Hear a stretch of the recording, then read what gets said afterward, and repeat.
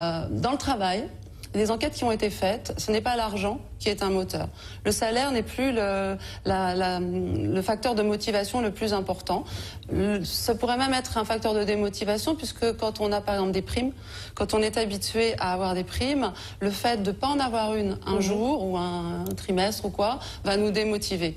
C'est autre chose. Et tant mieux, parce que les entreprises n'ont plus d'argent, plus personne n'a d'argent, et les gens fonctionnent à autre chose. À quoi ils fonctionnent? Ils fonctionnent à des choses toutes bêtes, comme à trois choses. Des mots en anse, comme je dis, qui mènent la danse de la motivation, la reconnaissance. Quelqu'un qui va reconnaître votre travail, qui va vous féliciter, qui va vous encourager, qui va juste dire qu'il a vu ce que vous avez fait. Deuxième mot en anse, la transparence. C'est important quand on est même au dernier échelon d'une société, de savoir ce qui se passe dans la société, de savoir quelle est la campagne de com de la société, quel nouveau directeur va arriver, quel est le prix d'achat d'un produit et son prix de vente, enfin d'être transparent. Si les gens ont de la transparence, ils sont engagés, ils sont motivés. Donc j'ai dit reconnaissance, transparence et la confiance. La confiance de la dernière fois. La confiance, c'est je crois en toi, tu vas y arriver. Et au-delà de ça, tu t'es trompé là. C'est pas grave, on reste pas là-dessus. Je sais que c'était pas toi. Je sais que la prochaine fois, tu vas y arriver. Et ça fonctionne très bien avec les enfants aussi. En fait, c'est une motivation que le chef d'entreprise, par exemple, pourrait donner à son salarié. Oui. Et puis, c'est également peut-être une autre façon de percevoir et d'avoir cet esprit d'entreprise également, un peu plus collégiale, chaleureuse, un peu comme dans les grandes entreprises américaines. Bon, parfois on le voit dans certains reportages, où là il y a une vraie dynamique d'entreprise, où l'individu est pris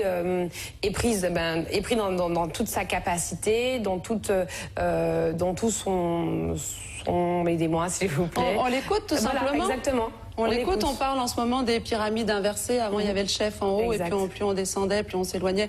On s'est rendu compte que la base des employés, c'était elle qui était le plus proche des consommateurs, des clients, qui étaient en contact avec eux. Et on s'est dit, il faut peut-être l'écouter aujourd'hui où nous sommes en crise, faire remonter l'information. Et cette base va être extrêmement motivée du fait qu'on l'écoute et qu'on la récompense d'avoir apporté des idées. Le burn-out est un motif de consultation de plus en plus récurrent, notamment auprès des spécialistes, avec peut-être plus de motivation, de mots en anse et de conditions en anse aussi, même intellectuellement, au niveau de son épanouissement professionnel. Il y en aurait peut-être moins. Alors, le burn-out, c'est vraiment un état extrême dont je ne m'occupe pas. Là, ça relève de la psychiatrie. C'est bien, parce que Gwen, à chaque fois, elle replace les choses. Par contre, moi, j'ai plein de gens qui sont juste avant le burn-out, et qui viennent justement parce qu'ils veulent. On entend parler du burn-out, on voit la gravité de la chose, ils veulent pas tomber dedans. Donc, ils veulent parler à quelqu'un qui a un certain recul, qui n'a pas une écoute de psychologue, qui a une écoute de... Vas-y, propose-moi des solutions, on va les expérimenter ensemble, et bien souvent ça marche. La motivation, l'esprit motivé, ça se communique également. Je suppose que le chef d'entreprise a un gros rôle à jouer, hormis les mots en anse par exemple, où là on essaie de bien traiter l'individu pour lui montrer qu'il est un individu à part entière.